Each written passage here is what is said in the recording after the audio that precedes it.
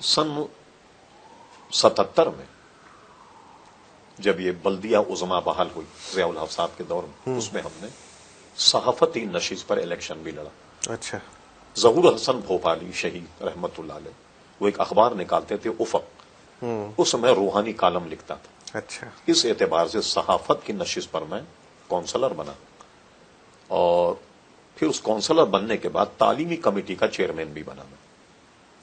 ہمارے زیر اثر 527 اسکول تھے کے ایم سی کے، جس کا ڈائریکٹریٹ اب بھی بنس روڈ پر ہے، تو وہاں بیٹھ کے پوری میں ڈیوٹی دیتا تھا، مدارس کی دیکھ بھال، جاویز بھی وزٹ بھی کرتا تھا، خرابیاں بھی دور کرتا تھا، وغیرہ وغیرہ۔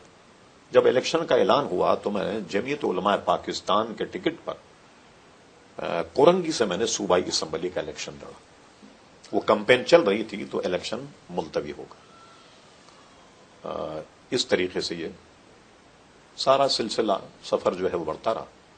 پھر اس کے بعد قاری صاحب ہمارے سے جو استاد، ان کا انتقال ہوا۔ انہوں نے اپنے انتقال سے 2-4 مہینے پہلے ہی مجھے اپنے یہاں بلا لیا تھا، اب ادھر امامت کریں۔ ان کا انتقال ہونے کے بعد پھر میں وہاں امام لگ گیا، اس مسجد میمن مسجد، مصلح الدین گارڈن کے نام سے آج